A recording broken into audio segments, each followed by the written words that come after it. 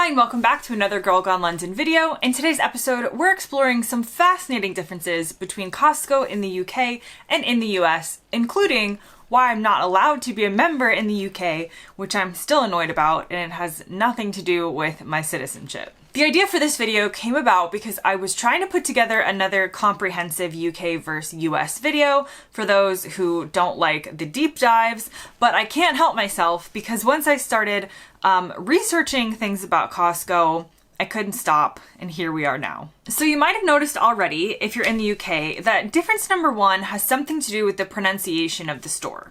It's another vast generalization, but I've noticed that people in the UK tend to emphasize the name as Costco, which admittedly is what it is and how it's spelled, but I, and many people that I know in the US, tend to drop the T a little bit, so if I were saying it naturally, not trying to think about it, I would say it more like Costco. A little bit less emphasis on the T, or a lot less emphasis depending on who you're asking. So I'm putting it out there now because inevitably I will get comments trying to correct how I say it. And so I'm just telling you, I know. I say it as Costco. Where's the T? I don't know where it went.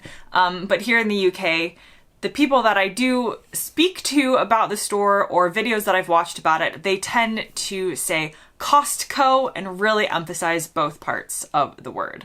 Now, to help explain to you why I'm not allowed to be a member of a UK Costco, but I am allowed to be a member of a US Costco, we have to start a little with the history. Costco is an American wholesale corporation with membership-only big box retail stores.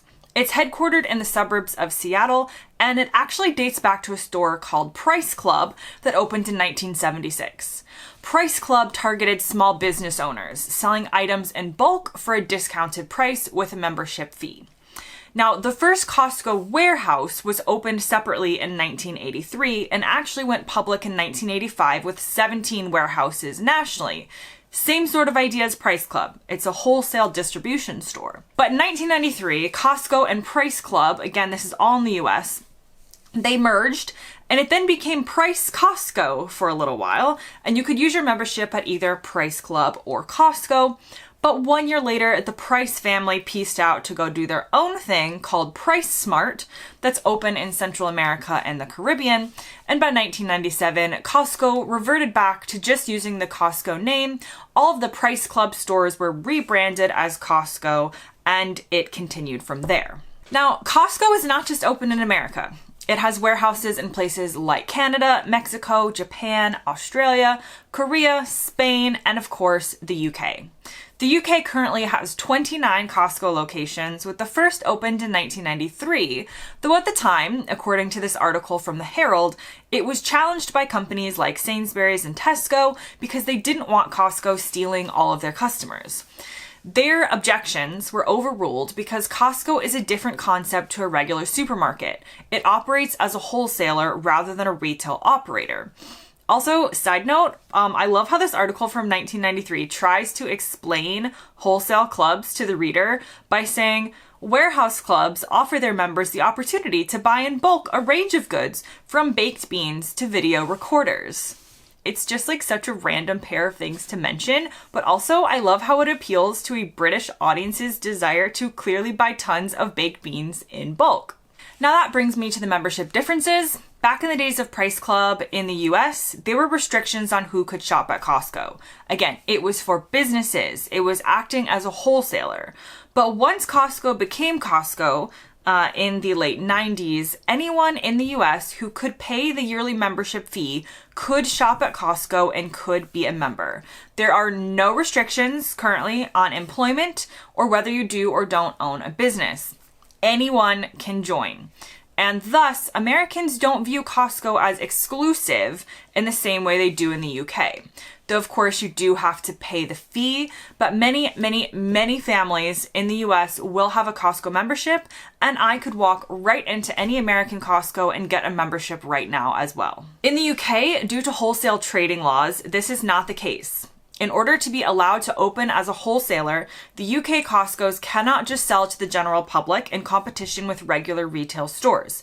They have to restrict by law who can shop there, and it is restricted to businesses and individuals who are employed in a variety of professions, including banking/finance, local government, fire and rescue service, post office, airlines, education, police force, civil service or armed forces, medical or health service or insurance, or they have to be qualified as a qualified accountant, an architect, again, doctors, dentists, opticians, pharmacists, chartered surveyors, solicitors, that's basically lawyers for those of you in the US, or a chartered engineer. Now, I do understand the legal reasons why they have to have this in place, but as someone who writes articles and makes videos on the internet for a living, I am not on this list, no matter how much I want a slice of Costco pizza.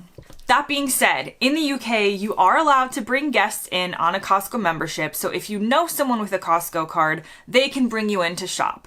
And a US Costco membership is allowed to be used in a UK Costco to get you in. So if I went to the US and got myself a Costco membership there, I could then use it in the UK. But obviously, many people do not have the option to just hop over to America to get themselves a Costco card. So you would really have to have a friend or family member with a membership to let you in as a guest in a UK Costco if you were not on that list of approved professions.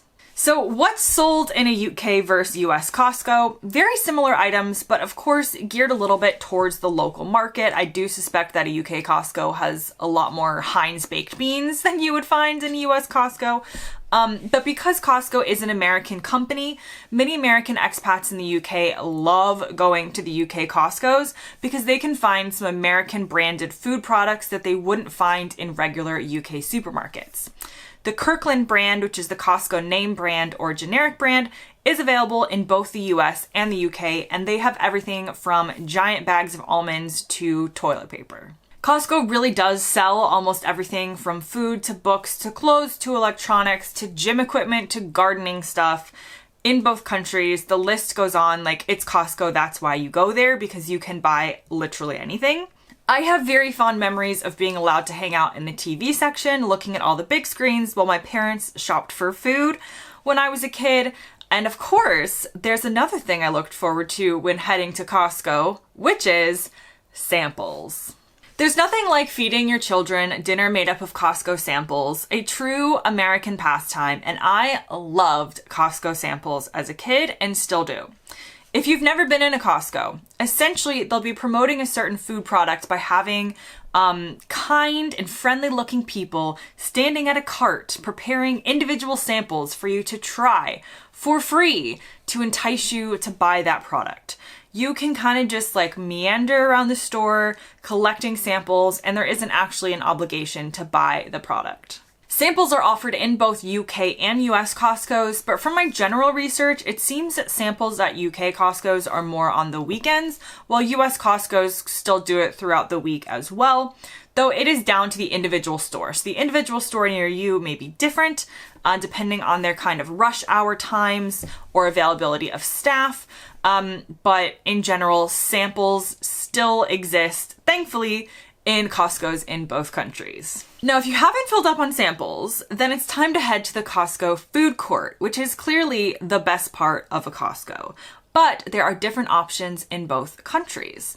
In fact, if you're really fascinated by Costco food courts, there's a great write-up on Wikipedia that goes in depth into Costco food court history with information like diced onion was discontinued in March 2020 but returned as a topping in May 2023. For the purposes of this video, I'll just go over some main differences between UK versus US Costco food courts, which is that they do have some exclusive options. In the UK, they have baked beans, jacket potatoes, and cottage pie, while in the US, you've got churros as one of their exclusive items. Both countries sell the iconic Costco pizza, though it is a little different in both countries, but it's pizza. All beef hot dogs, ice cream, and chicken bakes.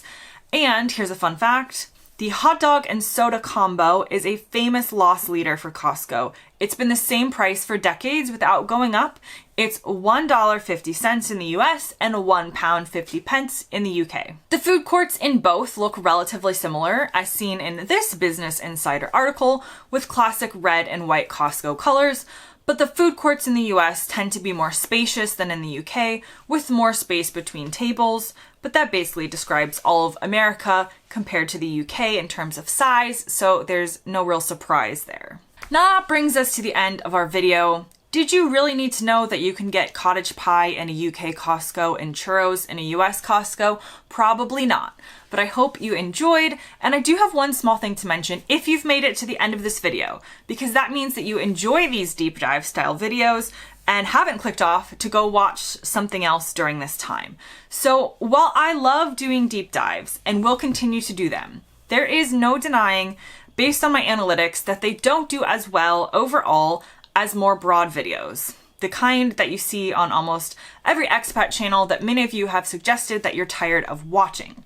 I also do not particularly enjoy doing these types of videos, but YouTube is a part of my job. It's part of the Girl Gone London site and brand, an overall media entity that makes up my income, and so sometimes business decisions do need to be made, and I do need to do those types of videos to appeal to a wider audience.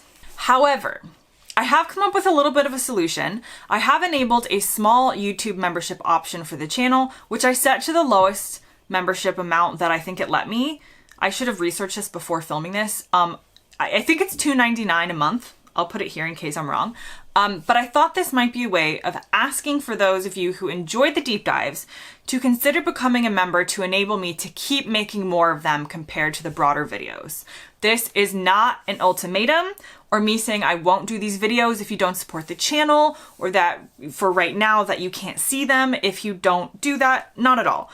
But these videos do take a lot more research and time and appeal to a less broad audience than other videos. So if you did have a desire to support me or to support the channel for that reason, again, I've made it the smallest membership option amount I can. There is that option now, or I do have the Buy Me a Coffee page linked in the description, which allows for a one-time support donation if you ever watch a particular video that you enjoy. Okay, so that brings me to the end of this video. Thanks very much for watching, and I'll see you next time.